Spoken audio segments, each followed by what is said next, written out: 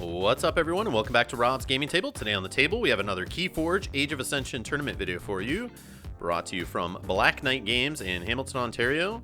On the left, we have Robert. On the right, we have Chris. Robert has played in this series before. If you haven't seen those matches, go back and check them out. They're in a playlist at Rob's Gaming Table on YouTube, where you can see some other sealed games. This is a best of 3, so there will be another match with these guys coming up. And I do have another couple matches after that from this series, so make sure you subscribe and hit that alarm bell button to be notified when those videos go live.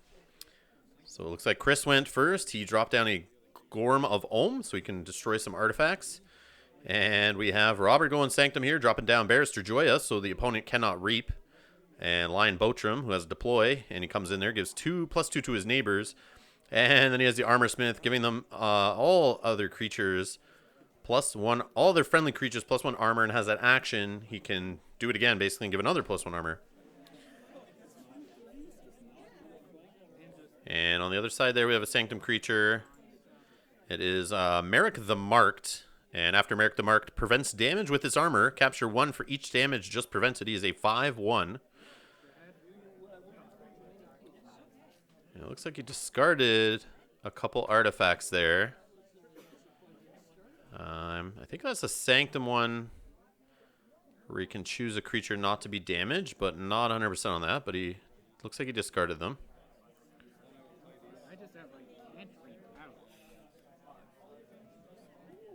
So the opponent, Chris, here is Robert's opponent, Chris, is a little shocked by the Barrister Joya can't reap. Yeah. And she's getting +2 power, so she's a 7/1 right now, or a 7/2 actually, with the Armor Smith. So he has to start dealing with that problem ASAP before it gets out of control. So it sounds like Robert on the left here is going with Mars.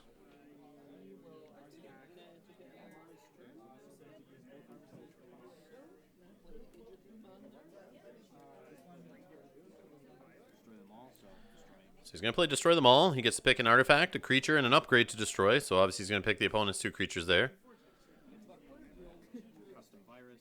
And throws down a Custom Virus and a Dominator, who should come into play stunned, I believe. And a Mind Wurm on the left flank, who has that before fight effect, where he can basically deal the damage of the creature he's attacking to that creature's neighbors. On the other side, we have Nox drop down a Rustnar and Dharma, so the Nox is now a 9 power. Rustnar can fight, destroy an artifact, and if that artifact had Amber on it, you gain that Amber. And Dharma, when she comes into play, you get an Amber for every friendly creature that's damaged. Obviously, that's not coming into play here. But she can reap and heal 2 damage from a friendly creature.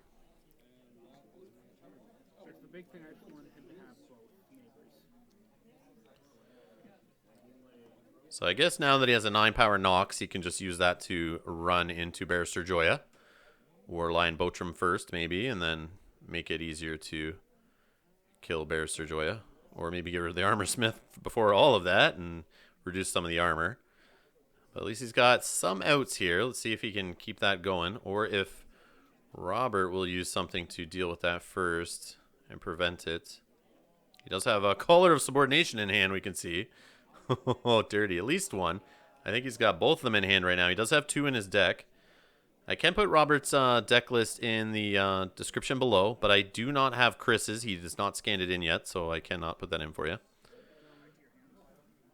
So Robert, Chris, if you are watching this in the future and you want to share your deck list, feel free to put it in the comments below for future viewers to see, if they're interested.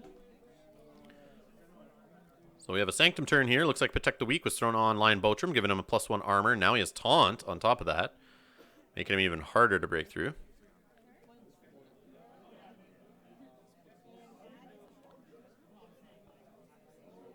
And the board continues to build here. And we got the Baron drop down. He's 6 with 1 armor, but of course the Armor Smith's giving him another armor bump. So he's going to use Lion Botram to attack Rustnar. And he's going on the offensive here and reduces Nox down to 6. So scratch that, what I was saying, how Nox can just bash through the line. So Robert's deciding to be offensive here and just deal with it before it breaks through his line.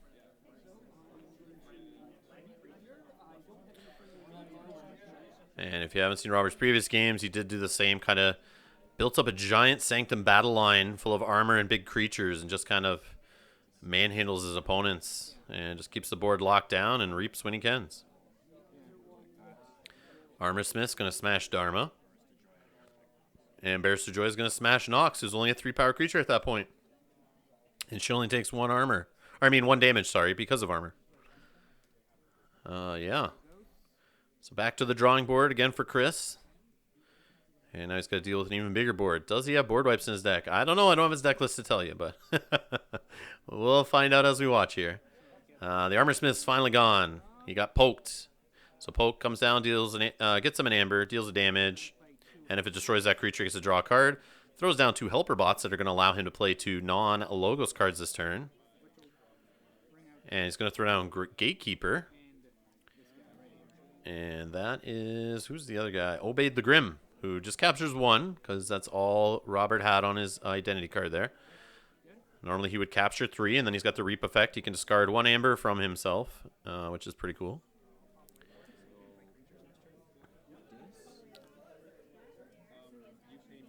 So we see a hand load of discs there on Robert's side, and he does name discs this time. And just as Chris got a couple more big creatures down there to start beating through that Sanctum battle line, he's going to play Exhume here. And he gets to put the Armor Smith back into play. So all of his friendly creatures get +1 armor. Just like that. And we do see those 2 Caller Subordinations. How much you want to bet those go and pull Sanctum creatures over to his side? Those would be the most value since he can name Sanctum. Oh, he's got Soul Keeper. So if the Soul Keeper basically gives that creature destroyed, and if he is destroyed, he'll destroy the most powerful creature, or most powerful enemy creature. And he gets an amber for playing that Soul Keeper. And now Caller Subordination. And he's going to take the Gatekeeper, throw him on the left flank. And he's going to discard 2 Misery Exploits, which would give an amber for each damaged enemy creature. And he chooses not to play the other Caller Subordination. I guess he doesn't want to have that's Obeyed the Grim on his side, where he'll have an amber on him. And then if he dies, he'll go back to the opponent instead of destroying him on his own turn and getting the amber himself. So that's an interesting play, keeping that Caller Subordination in hand. I mean, I'm sure he's going to have another target for it if he wanted. I'm sure he'll put it to some good use in the future. He doesn't have any disc creatures in play, though, so naming disc again might be far down the road. So we got the Armor Smith on the other side, but minus all the giant creatures.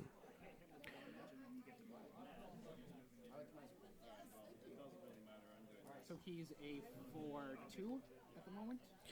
No, 4-3 because of him, right? So we're just checking out Lion Botrim here. He's a 4-3. He's got taunt. So I guess he's debating attacking in there and trying to get him off the board. So going to attack there. Which he will fight there first and only take 3 damage back since he does have armor. Actually, he should only take 2 because the Armor Smith's out. Ready to fight with a friendly creature. And he's going to use Smite, so he readies and fights with Obey the Grim. So I guess it wouldn't have mattered anyway. And he'll kill him and deal 2 damage to each neighbor. So he does kill the Mind Worm.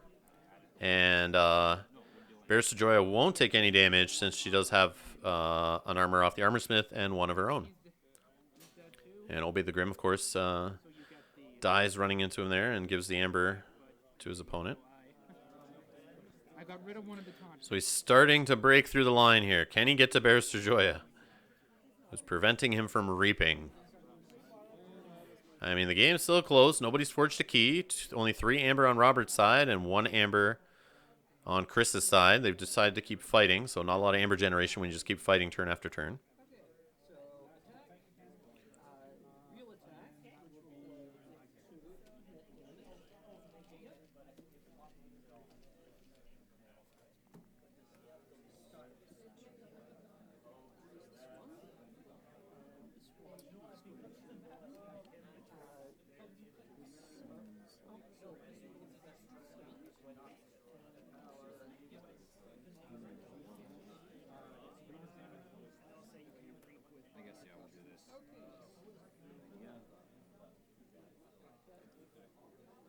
So it sounds like Robert's going dis. And he's going to play a Schuler, which doesn't steal any, of course, because his opponent doesn't have 4 more Amber. And he uses the other color subordination to steal the Armor Smith. So now he's got 2 Armor Smiths getting +2 armor to each other friendly creature. And each of the Armor Smiths are giving each other +1 armor. That's disgusting.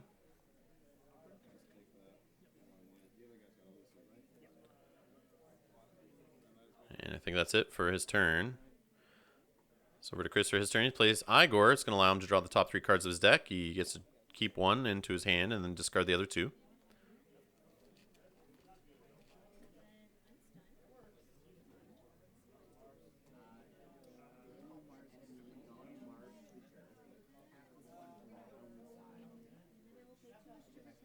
So yeah, putting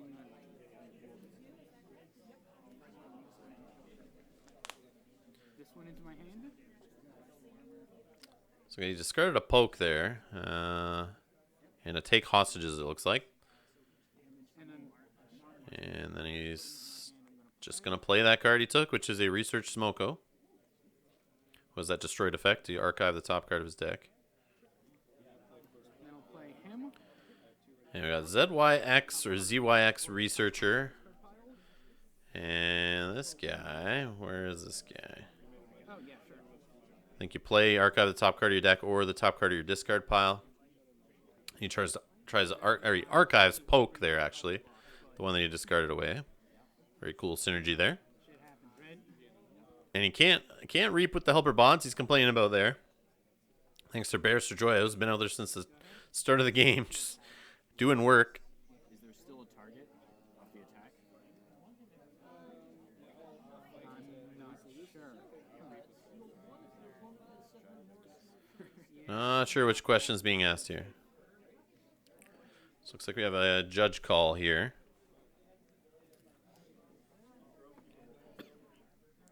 Not sure. He asked about targets of attack. Yeah, Judge? Yeah, we've got something. Well, we're waiting for the ruling here. I will be going to Origins. The time of posting should be this week coming up, so I should be there with some cameras trying to get some videos, so make sure you subscribe. And stay tuned for those videos coming up. I should grab some videos on day 2, so I should have some cut videos that aren't on the live stream. And I'll throw some commentary on those if I'm allowed to record. So look for me there, and you know, maybe say hi, and then yeah, maybe you'll be on camera, and you could be in one of these videos, showing me how to really play Keyforge. And it will remove the stun, but the attack doesn't happen, I'm pretty sure. Yeah, so no. Oh, they're asking just about how to get the stun off of the Dominator here. If he goes to fight, he'll just lose the stun instead. But he doesn't get to fight, so there's no target or anything. Yeah, this is a basic rules book question from the beginning of the game. I thought it was something new with the new set. I'm not sure what he's trying to do from his hand, but there was something with target of an attack or something. I don't know. We'll see.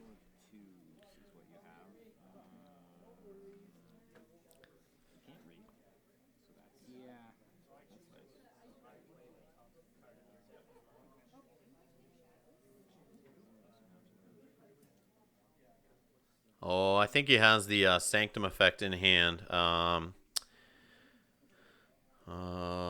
Martyrs? Nope. What is it? So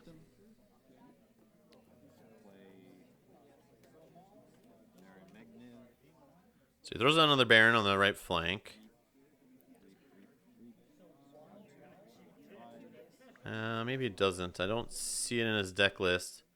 But I was thinking of the Sanctum action, where you can basically choose a creature, and that creature becomes House Sanctum. They get fully healed, and you can use them to, you know, use them as their House Sanctum. But I don't think so. So he does a whole bunch of reaps there, piles on a ton of Amber using his Sanctum board. Plays Healing Blasts. Getting an Amber there. I don't think anyone was healed enough to get him the extra 2. But I could be wrong. I might have missed that there.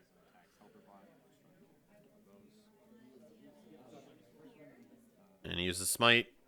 Gatekeeper fights the Helper bot and kills the other one using that 2 damage effect. And there's Martyr's End. Play, destroy any number of friendly creatures. Gain 1 amber for each creature destroyed this way. Holy. That's a crazy card to have in this deck when he builds up a wall like this. He could use that just to kind of go for that last key. But he plays it for the Amber. I don't know if he even destroyed any creatures there, but he's definitely in check. And on the other side, we have Earthbind played, which is an upgrade, one of those negative upgrades. Gets an Amber for it. This creature cannot be used unless its controller has discarded a card this turn. Throws that on the Armorsmith. And he throws down Grove Keeper at the end of the turn. Give each neighbor that Grove Keeper has +1 power counter. And throws down 2 Marmo Swarms that get +1 power for each Amber in your pool. They are 2 to start. So they're 4s right now. And he's going to discard a key charge, of course. He's nowhere near key cheating with that card. So it's just kind of clogging his hand. So he's going to dump it there to try to draw more. And at the end of the turn, does Grove Keeper, giving the +1s to one of the Marmo Swarm on the left there. And the Researcher on the right.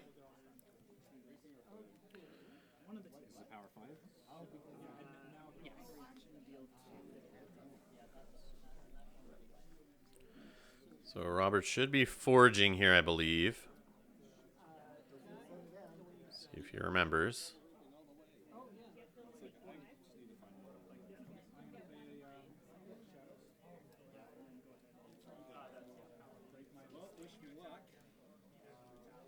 Everything's got all this extra armor.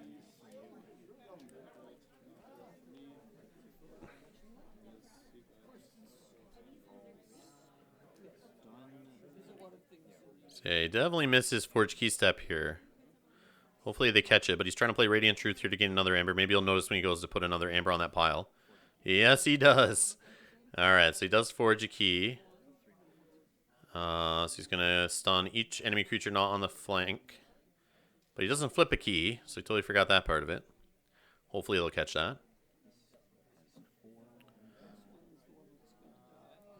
As we saw from, I believe, the Chicago Vault Tour, don't forget to flip your key. Your opponent will, you know, not remind you, and when the judge asks, he'll pretend that he didn't know you forged a key. Inside joke for anyone who's seen the Chicago Vault Tour. The live stream. So Gatekeeper coming in there fighting one of the Marmo Swarms, taking some damage. And we got a Gray Rider coming in between Gatekeeper and the Armorsmith, using the Gatekeeper to ready and fight with him, which is Chris's Gatekeeper on the right, so it actually dies and goes to his discard pile. And he just does a huge reap across, 5 reaps. And gets a bunch of Amber. Has discarded a card this turn, so wait, maybe. So 4. So he's going to do 1 less reap there. He took an Amber away because he realized the Earthbind was on the Armorsmith. He couldn't use him unless he discarded a card. He didn't have anything in hand to discard from Sanctum, so he just took away the Amber there. To correct.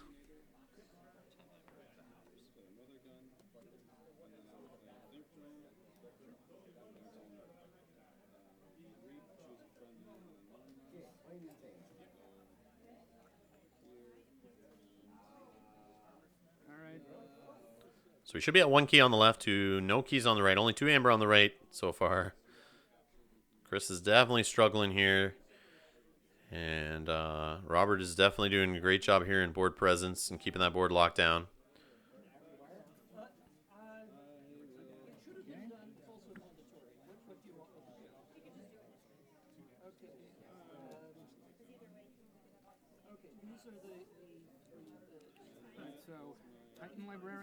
So we got a Titan Librarian there. When he's not on the flank, you can archive a card after you draw cards on the end of your turn. And we got another Poke here, gaining an Amber. And everyone has armor across the board, so it doesn't matter. He's just going to use it for the Amber, of course. And throws in a Library Babble. Looks like he's holding a remote access in hand. Doesn't want to use it. Which, that's interesting. Custom Virus across the board. I wonder what trait Barrister Joya is. Let's see here. She's a human and a knight. So I believe he could use Custom Virus with remote access. Custom Virus is an Omni. Sacrifice a Custom Virus. Purge a creature from your hand. Destroy each creature that shares a trait with that purged creature. So if he can just get a, what did I say, human or a knight in hand, he can use remote access, purge that creature, and that's how he can deal with Barrister Joy and actually a whole bunch of guys on Robert's board. But then he pops Custom Virus, and he uses it against Chris. That is too bad. Pops it for Martian Scientist off the Mind Warper, which will kill both those scientists there. The Logos ones that are on Chris's board. That's a too bad. And we got a whole bunch of Reaps here. And it looks like Robert did remember to flip his key, and as he forged his second key there. And he gets a whole pile of Amber. Chris realized there's nothing he can do to stop that. So that's it for their first game. So stay tuned. We got another one of their matches coming up here. Let's see if Chris can turn this around and take it to 3 games. But yeah, so subscribe. Hit that like button to help other people find the channel. If you want to support the work we do here, you can donate by clicking the link in the description below and heading over to Patreon. And like I said, I'm going to Origins, so I will be there trying to film some matches. Stay tuned for those. And thanks a lot, and I'll see you in the next one.